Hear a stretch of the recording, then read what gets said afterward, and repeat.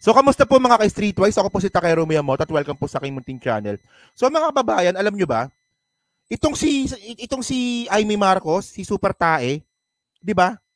Wala siyang pakialam kahit binastos na ni Kibuloy, si PBBM, tsaka si FL Lisa Marcos. So, ngayon, ang sabi ni Amy Marcos dito, kasi tinanong si Amy Marcos na anong masabi mo sa ginawa ni Kibuloy diyan sa kapatid mo tsaka sa asawa niyang si Lisa Marcos. Sabi pa naman ni Amy Marcos, naintindihan ko si Kibuloy. Sabi niya talaga yan, naintindihan ko si Kibuloy. Sabi, parang hindi kapatid . So para makuha po natin yung narrative po ng content na to, no? Ito nakuha ko tong tawag nito? Code card sa Impact. So sabi dito ni Amy Marcos, lungkot na lungkot ako sa mga pangyayari tungkol sa SMNI at kay Pastor Kibuloy. Mabait siya sa atin at higit sa lahat talagang tumutulong sa napakarami. O yan . So nalulungkot daw po si Super Tae. Nalulungkot daw po siya. At ang pinaka-bullshit dito, nung tinanong si Amy Marcos, di ba? Kinampihan niya pa si Kibuloy. Ito may message si DJ Byron. Okay. So ito, panoorin natin to . Sigurado yung iba sa inyo hindi pa napanood to. Pero talagang may inis talaga kayo dito. Panoorin natin to.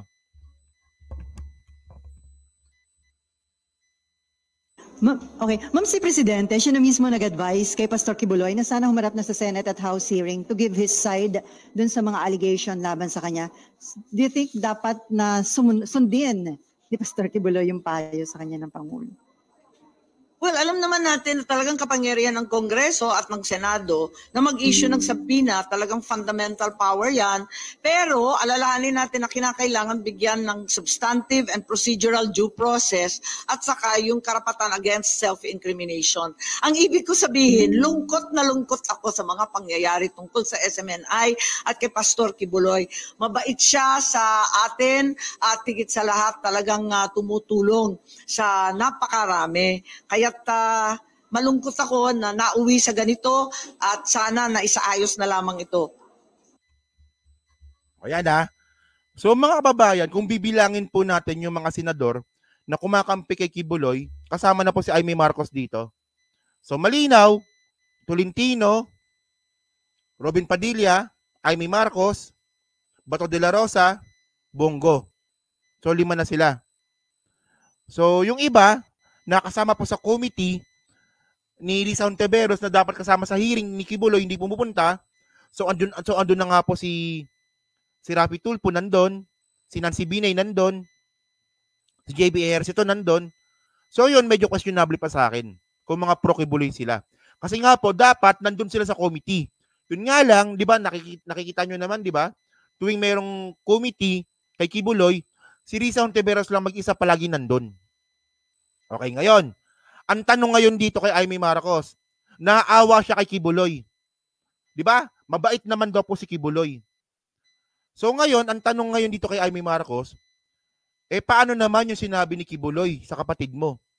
So ano ba yung sinabi ni Kibuloy kay PBBM at kay Lisa Marcos? Tuwing Lunes at tuwing Biyernes at Martes, merong session sa Malacanang ng droga. So habang nagda-drugs daw po si PBBM at si Lisa Marcos sa Malacanang, meron pa raw pong sex orgy. So alam niyo yung sex orgy, di ba? Yung group sex.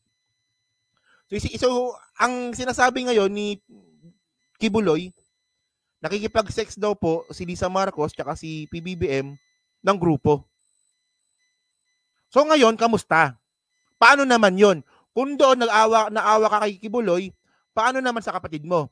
Actually, mga kababayan, sinagot po yan ni Amy Marcos. Sinagot yan ni Amy Marcos. So pakinggan natin yung kabulsitan na sagot ni Amy Marcos dito. At sigurado ako na matutuwa kayo. Sige, panoorin natin to.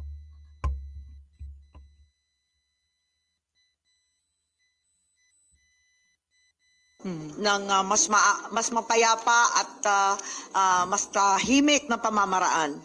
So, nalungkot ka rin ba, ma'am, na meron siyang mga allegations against the President and the First Lady na parang nakikipagsabuatan ba sa Amerika? Alam niyo yung maraming nagsasabi, yung tungkol kina Presidente Duterte, tapos yung kamag-anak nila, ganun din sa kay Pastor Kibuloy. Alam mo, kasi talaga namang tumulong sila sa lahat ng ginagawa ng administrasyon para panalo yung administrasyon. Pagkatapos may ganito, yung may, allegedly, pang-aape. Kaya, in a way, naintindihan ko, nalulungkot ako, pero naintindihan ko kung bakit sila nagsasalita ng ganyan. Ano sa tingin yung dapat na gawin para... Tama ba yung narinig natin, mga kababayan? Meron ba tayong tutuloy sa tenga?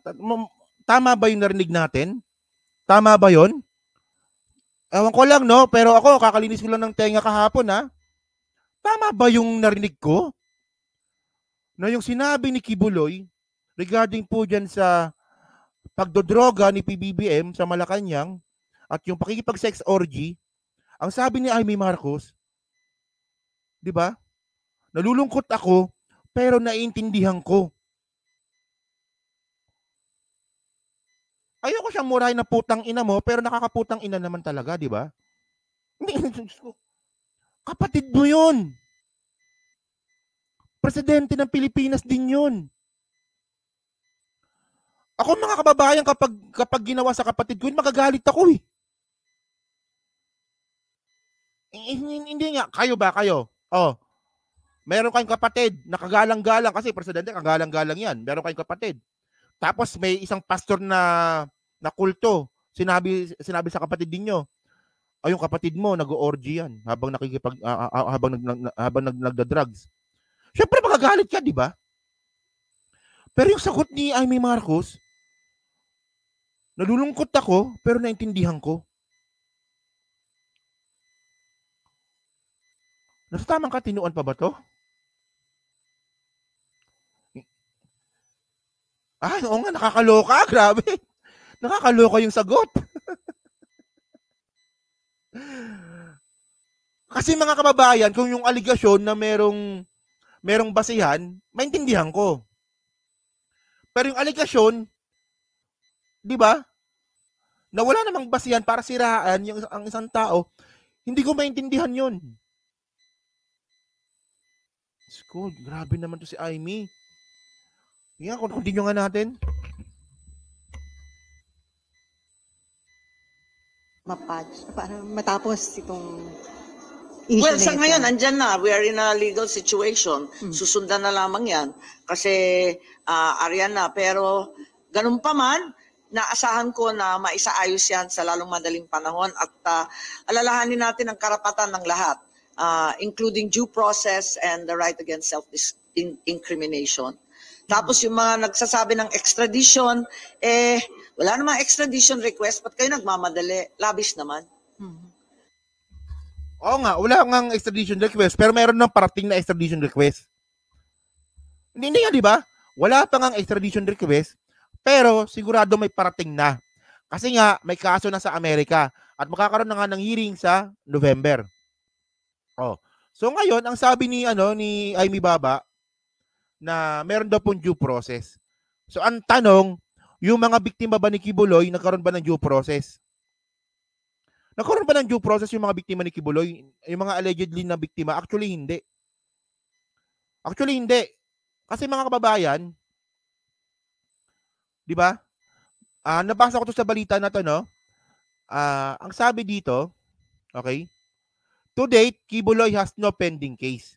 Pero, in 2020, the Davao City Prosecutor's Office dismissed the complaint of rape, child abuse, under Republic Act 7610, trafficking in person through forced labor, and trafficking in person through sexual abuse, filed against Kibuloy and 5 other individuals. So mga kababayan, yung sinasabi ni Amy Marcos na kailangan may due process, yung mga nag-file po ng kaso kay Kibuloy sa Davao City, hindi rin po nagkaroon ng due process. Kasi sa piskalya pa lang po, binasura na yung kaso. So kaya nga po, tinanggap ni Secretary Boying Rimulya yung petition for review. Di ba? Kaya nga meron petition for review kasi petition for review po na yun mga kababayan, ayan po ay re-reviewin yung naging hatol sa isang kaso. So nire-review ngayon ng Department of Justice kung bakit na-dismiss yung kaso. At saka mga kababayan, tandaan natin mga ka-streetwise. Di ba? Tandaan natin mga ka-streetwise. Ano yan eh?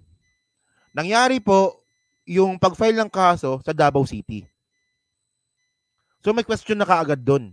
Alam naman po natin kung gaano ka-powerful si Kibuloy sa Davao City. At alam naman po natin kung gaano ka-powerful ang mga Duterte sa Davao City. So ayan po yung nire-review. At mga ka-streetwise, nangyari po ito panahon po ni dating Pangulong Duterte. So ito no, alam ko ilang beses ko nang na-play ito, no, para kumpleto po yung content na to, panoorin po natin tong video na to. So dito po kinonfirm ni Boying Rimulya na may kaso na talaga si Kibuloy dito sa Pilipinas nung panahon ni Digong. At syempre, sabi ni Boying Rimulya, nire-review, di ba, nire-review yung what they call this? Nire-review yung kaso. Di ba? So, may kaso. May kaso pa rin si Kibuloy, apparently. So, panoorin natin to ha.